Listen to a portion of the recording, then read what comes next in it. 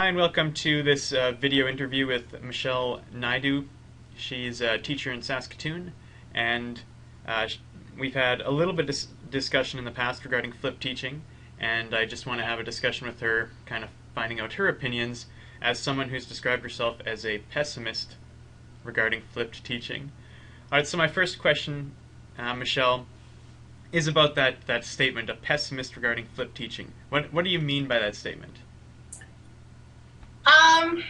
I guess I just don't feel like flipped teaching is something that I can get behind because I just don't feel like it's enough, or that it really sort of embodies what I think our current sort of philosophy around math education is going.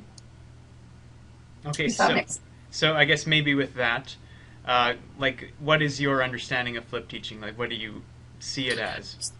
So I hear a lot of people saying that they're using flipped teaching so that they can have students listen to essentially the lesson portion of or the lecture portion of their math lessons at home, and then either be working on sort of like problem sets or homework or more inquiry-based activities during the class period. Hmm. So that's sort of that's my understanding of what people are saying when they're saying the flipped classroom. Is Okay. this your understanding of the flipped classroom? Uh, for the most part, yes. Yes. Okay. Okay. Guess And we so, should make sure we're actually talking about the same thing. yeah, so we're pretty close to being on the same page. Okay, so I guess just going back to that question again, you said, in terms of it's not enough. Could you just expand on that? Um, I think primarily I've seen people use flipped teaching and sort of that definition to lecture at home and then do homework in class. And so while I suppose this is an improvement over sort of the traditional I'll lecture in class and then you'll go home and do homework, where lots of students might get stuck either really quickly or somewhere along the homework chain there and not be able to complete that. So, I mean, I guess in that sense, it's an improvement over that because then as you're doing your homework in class, you do have sort of teacher support there with you. Um, but in general, I don't actually see that as improving teaching very much. Um, that or in terms of an improvement, I think it's a really minimal one, and I just don't think it's enough. Um, so, and I haven't, as of yet, seen a really good example of where someone is actually doing really deep and meaningful inquiry work and using the flipped classroom as a supplement. So, while I hear a lot of people talking about that, I haven't seen anybody walk that walk yet. So it sort of seems like, yeah, we'll get there, but we're actually just doing a lot of status quo backwards. Okay. Okay, so basically, my next question for you was, do you see any benefit to the flipped approach? And I guess you kind of covered that within that answer, where you say that, yes, it might be a little bit better than doing your homework at home and not being able to do it, but you don't necessarily see it as much of an improvement. Right, and I mean, I think also depending on your homework philosophy, I don't actually think flipped teaching is possible on sort of a scaled model.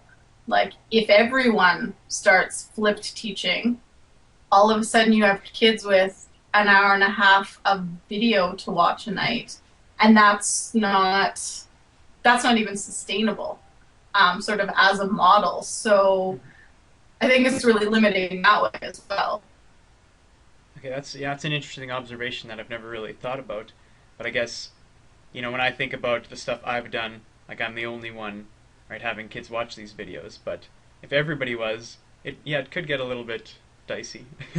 Yeah, all of a sudden you're actually extending the school day by easily an hour, probably more, depending on sort of what's going on. So Oh, but don't all your students spend hours doing homework every night already? Maybe. Seems unlikely. Yeah, maybe. It's a good answer. Okay.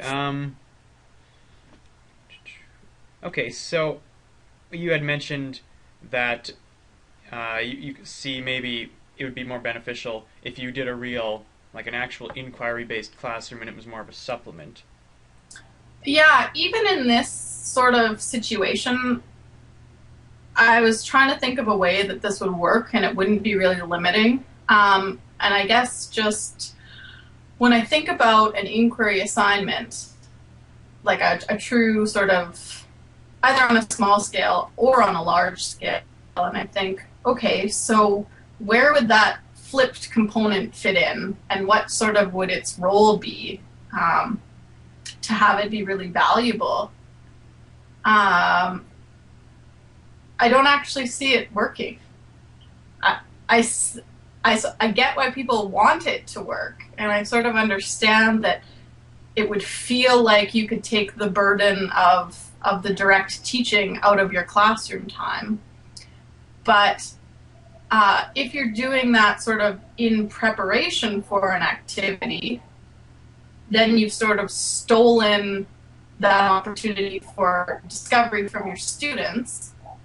And if you're waiting for it as a wrap-up opportunity, you're sort of losing the organic moment for, like, you know, you have that aha moment and then you sort of wrap it all together. Yeah. Why are you sending the kids home to wrap it all together? So I'm not, in that respect, I'm not really sure where you're gaining any time. It just feels awkward. So I still haven't thought of, in an inquiry sense, where would flipped teaching actually support the teaching in an authentic way, as opposed to this weird little thing you do. Yeah. Well, that's issues that a lot of teachers, right? Like myself, I'm not totally comfortable with the whole inquiry model, and you try and get your students to, do that inquiry model, and then at some point in time, it's like, and here's the answer, anyways. Yeah, and it does. It breaks down, and you're like, but then I wonder, do the kids benefit from getting that at home? You know, if you've sort of set something up and you've done your discovery and you're at the point in time where, oh my goodness, you need to learn this, folks, and you sort of like, whether you got it from the discovery or you didn't get it from the discovery, that sort of direct teaching needs to happen for whatever reason. Are you able to sort of orchestrate that in a way that it makes sense for them to be doing that at home? Does it happen like that? I don't know. I don't. Yeah. Because it seems like you would always need to be filming videos then, so that they actually responded to what was going on in the classroom. It seems like it would be really hard as a teacher to have this sort of like canned video bank that actually came out of what you were doing with your class. Yeah, and then that's definitely a good point, because a lot of people, and myself included, right, when I make these videos, it's like, oh, I hope I can use these again, but it's hard to really make it like a valuable video if it's just, well, this is what we did last year. So. Yeah. And then I don't know. At some point in time, you're hoping that what you do makes teaching some other time easier. And I can't imagine filming hours of video all the time and knowing that would never end. Yeah. That just seems like a horrible prep model. Yeah. Yeah, well, if you look at it that way, and you look at it in terms of, this video I have for now, if I want it to be valuable next year, right, I need to basically make a new one, then it would be just kind of a never-ending cycle of video making, which could be kind of scary. Yeah, that seems really big.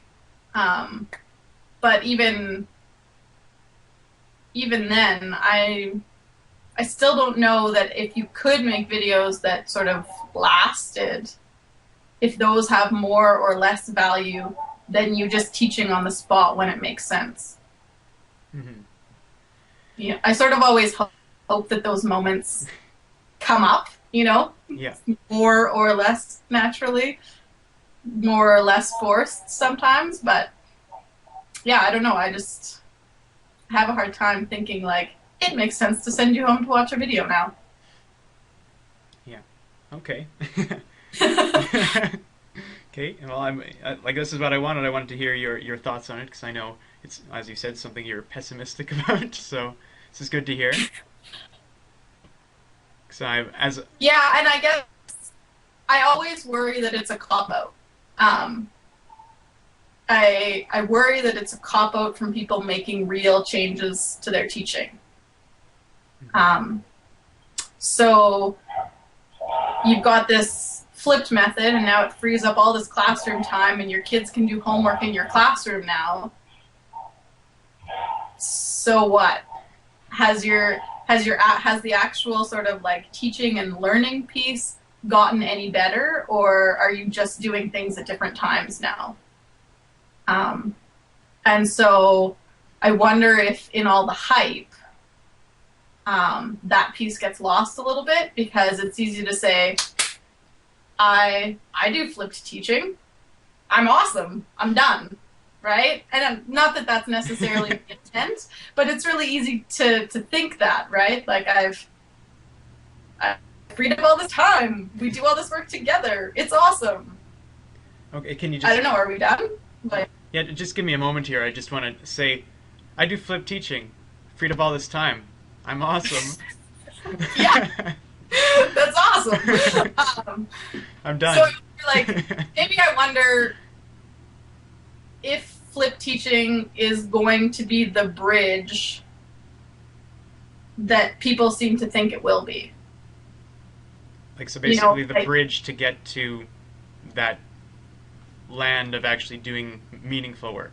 Yeah, that, like, because I think the first step for lots of people will be to just flip teaching and homework with the intent and maybe even like the real plan to sort of work on that in-class time so that in-class time gets inherently more and more and more valuable. But I think the end goal there would be that that class time becomes so useful and so valuable that the flipped portion isn't needed anymore. Like, I think if we were really improving our teaching space the way we really say we want to, then that video piece isn't even necessary. So I wonder if starting with the flipped classroom will get us there, or if it's sort of just a really quick Band-Aid to say we're working on it because we know the real work is really hard. Okay. Okay, with that, that's kind of reminds me of a question that I had at my presentation I did at SUM. Right, I had a list of questions for my presentation on flipped teaching, and I said, right, how can we force the students to watch the video? And then my next question was, right, do we need to force the students to watch the video? Right, because I look at my YouTube view counts, and they're kind of low, or very low in some cases, but I still look around the room and I see students that are doing better than they have in the past, students that are actually understanding the content more, and right, so it makes me question, right, how valuable is that actual content, or now that I've not focused on that in class, is there better learning taking place, right? And it has nothing to do with the videos, it just has to do with doing something different in the class. Yeah, like I that's super interesting to me. Look at your YouTube accounts and be like, you're not all watching, right? And you just know that. So, but yet your students are doing better. Yeah. So I don't know. I guess that's really interesting. That's something that would be really interesting to ask your students who aren't watching the video. Like, where are they getting that information from? Yeah. Are you explaining it to them one-on-one, or is a friend explaining it to them that did watch the video, or sort of like, how is that happening? Yeah. Well, that's like the way I've been applying it is, right, we try and do some sort of activity sort of investigation thing in class, and then it's like, okay, now go watch these videos, and then come back in class and we'll look at this stuff. And right, my feeling is generally that maybe that investigation thing is enough for most of them. Right, so then I kind of like the flipped part, because it generally what we're doing in class is enough for most, but for those that want it or need it, right, they've got that extra video part. But then with the whole idea of that takes away the ability for them to actually, right, learn it themselves or discover it themselves, because I'm still at the end of the day saying, okay, here, this is what you need to do. Right, so it's right. So right now, do you feel like you have students opting out of the investigation because they know the video's coming? I don't know if I would say that's the case, because I would think at the end of the day most students would rather not do anything at home. Right? So if they could actually do something from the investigation and actually understand the content then, right, then they don't have to worry about watching it. Right. And I actually think that's probably the ideal scenario that you have going on, right?